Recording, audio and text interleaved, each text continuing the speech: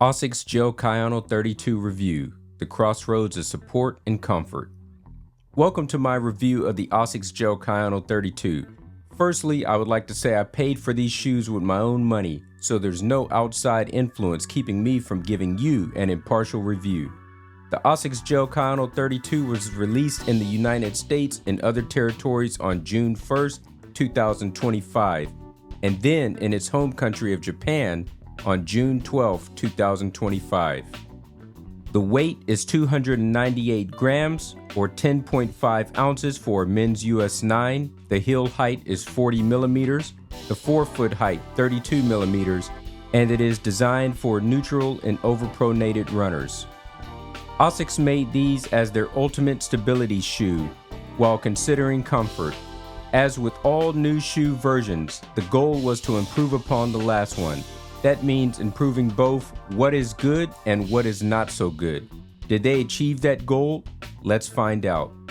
The GEL-KAYANO 32 still offers ASICS' patented 4D guidance system, which helps provide adaptive stability. It gives overpronators like me a more supportive running experience from the heel to the midfoot when we land and roll our feet inward to disperse the impact of landing. It supports us when we need it most, like when fatigued. The pure gel inside the heel, midsole, and forefoot is thicker than the previous model, making for a softer run. Finally, ASICS states that they redesign and reinforce the tongue to improve support and give a more comfortable fit in the midfoot. These shoes are available worldwide, costing $165 in the United States and 22,000 Japanese yen in their home country of Japan. That makes them $5 less than what the GEL-KAYANO 31 were, but a little more than 1,000 yen of what those were in Japan. For appearance's sake, the shape of these shoes look aesthetically more pleasing than the GEL-KAYANO 31, a big complaint I had about those shoes. But I'm still not at all satisfied with the color options. Yes, the men's and women's promotional colorway options look great, but I'm not feeling the alternate colors too much. At launch, in Japan, there are 5 colors for men and 4 for women, while the US has a whopping 10 colors for men and 9 for women. I get upset, but I don't take my anger too far about Japan's lack of color choices. I understand the United States has a larger running population, meaning more shoe buyers, which is why they have more to choose from. I'm told that, in Japan, approximately 10.2% of the population, or 10.6 million people, jog at least once a year. In the United States, around 50 million people, or 15% of the population, participate in running or jogging. I can tell you immediately that these are better than the GEL-KAYANO 31. What needed to be improved was improved. I always found those shoes stable, but they lacked some comfort aspects. The 31s were too firm, but now the 32s have softened up a bit, especially in the heel. Also, the 32s have an added 2 millimeters of foam under the forefoot for more cushioning while shaving off approximately 7 grams of weight. Hopefully, it will shed off even more weight next year. The 31s were spacious, but while running, I discovered that the arch area of my foot often hurt or felt discomfort. So whatever they did to the GEL-KAYANO 32 in that area, be it the insole, FF Blast Plus foam midsole, or some other part of the shoe, has greatly diminished that discomfort while running. I couldn't have asked for anything more than that. The heel counter and collar lining are very well padded to protect your ankle and secure your foot. Again, while the GEL-KAYANO 31 was spacious, it felt clunky and heavy. The GEL-KAYANO 32 has a more refined fit. It is snug enough to keep from sliding all around, but accommodating enough to never feel too tight in any area. It just feels better. The only thing people could complain about is the upper. While it's soft and feels good, I could see it making the shoe a little stuffy, as in hot during summer months. But what would be a complaint in summer would be a godsend in winter. I just wanted you all to know, FYI. I heard a reviewer on YouTuber say, quote, The Kayano is a cushion long-distance trainer. I would even call it the cushion long-distance trainer for runners who overpronate, unquote. I wouldn't say that's the case at all. There's a sliver of a chance he meant to say comfort instead of cushion, but I'm not giving him the benefit of the doubt. Despite his claims, I'm telling you, these shoes are firm. I love cushion running shoes. I even have my own special terminology. I say marshmallowy. These aren't that, as they are only slightly cushioned but firmer than anything else. If you're looking for a similar cushioned shoe, that title would go to the Gel Nimbus 27. These were not made to be that. Lastly, if you ever need a great pair of walking shoes, these shoes feel like heaven for that purpose. I don't know how much stability a person possibly needs. I get enough stability with just my ASICS Super Blast 2 and Nova Blast 5. The GEL-KAYANO 32 would be your go-to if you require as much stability as possible. If you want something that's similar to these but more cushion, try the Gel Nimbus 27. But if you need more support and comfort, I can't think of anything else that comes close. Now, I'd like to introduce you to somebody inside of this video. Her name is Nonnon, and she is my protege at the moment. I'm currently coaching her. We had went out running together, and we had both gotten these shoes to run in. And as we're running, we talk about mostly other things, but I may give some thoughts about the shoes during this video, so please give it a watch. Hello everybody, it's Mark again here with Running in Japan, and I have a special guest with me. I'm gonna allow her to introduce herself, but I hope you can hear her because I have the microphone on me, but she doesn't have a microphone at all. So she's gonna have to speak loudly. Would you like to introduce yourself? Hello everyone, my name is Nonnon. I'm from Taiwan, and I'm an exchange student here in Chiba University. What are you studying at Chiba University? I studied industrial design, and we're just do general design in Chiba. Okay, and how did you get into running? I think maybe I saw a lot of reels on Instagram, and I feel so excited about that. So I start running, and I do build up my body. All right, so other people encouraged you to run. When did you start running? How long ago? I start from December last year. December, all right. So now it's about a good 7 months. Yeah, but I stopped around 1 to 2 months in between. Stop for 1 to 2 months in the middle, okay. Yeah. And this is your first run back because something happened. What happened to you? I have like runner's knee. Runner's knee. Maybe I run too fast or too much. Yes. As a beginner. Yes. And then my knee gradually got hurt when running and bending and sometimes walking. I agree. So now we're gonna take this run a lot easier than what you normally would, because I looked at your Strava times and you run absolutely too fast. If you were running those times inside of a race, that would be good. But just for everyday training, I think it's too much.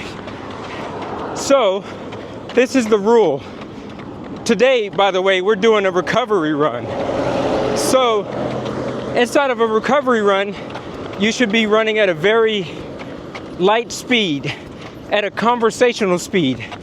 If you can have a conversation with the person next to you without getting tired, then you're running at a good pace. Okay. But if you try to have a conversation with me and you are breathing heavy and it's difficult to talk, it means you are running too hard. So you need to run at a conversational pace, is what we say. So that's what we're doing right now. And I don't know my time. I'm trying to, oh, do you see the pace on there? It says 6:53, I think. Yeah. That's 6:30. 6:30. That's pretty good. It's not too bad. 6:30 sounds good to me. Especially this is her first run back since she got runner's knee. Now, she's not 100% perfect. She's still recovering from the runner's knee. But she was anxious to run. She waited about 2 weeks, and I told her she could try again. That means today. So we are taking it very easy at the beginning. And if you feel pain at any time during this run, it's okay to stop. It's not that serious. We don't have to finish the run. We're just taking it nice and easy. All right. So I'm trying to think of something else I could talk to you about. The shoes that you wear, not right now, we'll talk about that later. But the shoes that you own at home, what are those shoes? Oh, me? Oh, yeah. sorry. Of course I'm talking to you. No, I'm talking to that lady. I'm talking to you. It's New Balance. New Balance? Fresh Foam, maybe 1080. New Balance Fresh Foam 1080. Do you find those shoes to be good for you? Since that is the first one for me, Yes. so I have No. no experience to compare With other shoes, yeah. But so far I find it's very cushioned, comfortable, Yes. and good for running either slower speed or faster. All right. It sounds good. And we're gonna have to slow down here. Just walk, because we have all of that. So we just need to make it through all these people. All right, and start off slowly. All right. So we got interrupted there. We're running around the Imperial Palace, and we had a bunch of people at the crosswalk that was waiting to cross at the light.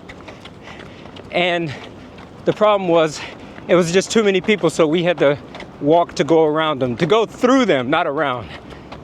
All right, so anyways, you're telling me about the Fresh Foam New Balance.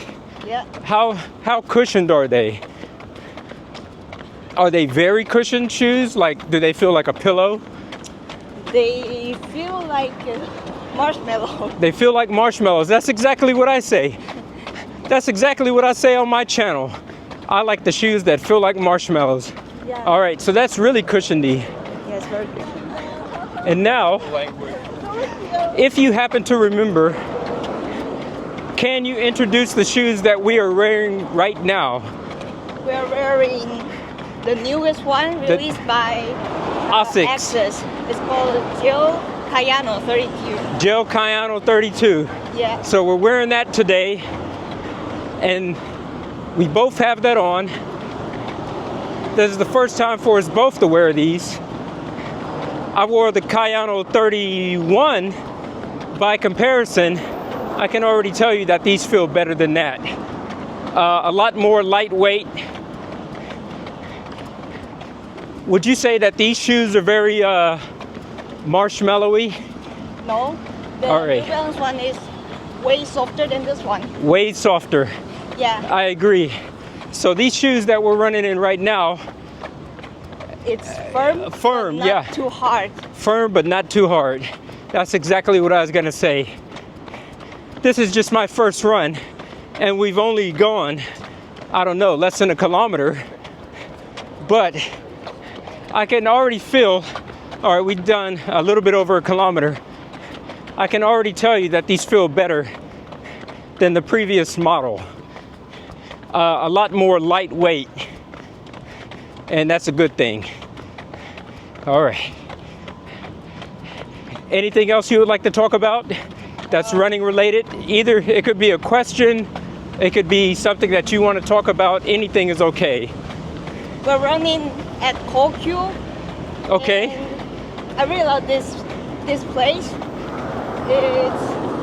Though it's a tourist spot, it's still very friendly for runners. And very comfortable. The scenery is good. Yeah. The scenery is very good, yes. Yeah. And they even have a rule for running. They do have a rule for running. What is the rule for running? Counterclockwise. Counterclockwise. Yes. You know, I've broken that rule quite a few times because I think the scenery looks better when you run clockwise. So sometimes I run in the opposite direction. But it's not allowed. I mean, nobody will stop me. It's not recommended. It's not against the law, but it's not recommended. Yeah. At a time like right now, because we're running a little bit past 1 o'clock, so it's okay. But from maybe 4:30 in the afternoon till later, this place is going to be full with many runners who had just gotten off work, salarymen. And weekends as well. Yeah, they would be very angry if you run in the opposite direction because there's just too many people. So it's good to go with the flow. All right. It feels like a marathon in the weekends. Feels like a marathon? Crowded. Yeah. Very crowded. Yes. But yeah, we had a good time at the ASICS shop. The official name of the shop is called ASICS Run Marunouchi, Tokyo. And I gave her some data that she can use to help her select new running shoes inside the future. Not that she needs new running shoes now, but for her to select in the future when it's time for her to get new shoes. So she stood on the machine that takes the 3D imaging of your foot, and it tells you your exact foot size, and it tells you whether you're flat-footed or not. So she has all that data, and then they put her on the treadmill, and she ran for less than 60 seconds. They recorded her running with an iPad, and they were able to tell her about her running gait. So her running gait, they said that she's a little bit neutral, but even more than neutral, she's also a little bit underpronated. Yeah. Because I'm overpronated. So she's the opposite of me. I run over, she runs under. And they recommended for her some good shoes for her would be the Gel Nimbus 27 or the Nova Blast 2 if she decides to buy new ASICS shoes in the future. But if you want to buy shoes from another brand like Nike, Mizuno, your shoemaker, New Balance, you just go to New Balance and you say, I run with underpronation. Do you have any good shoes that you recommend for people with underpronation? And they'll tell you what they have inside of their brand that's good for you. All right. Good to know. So you go first.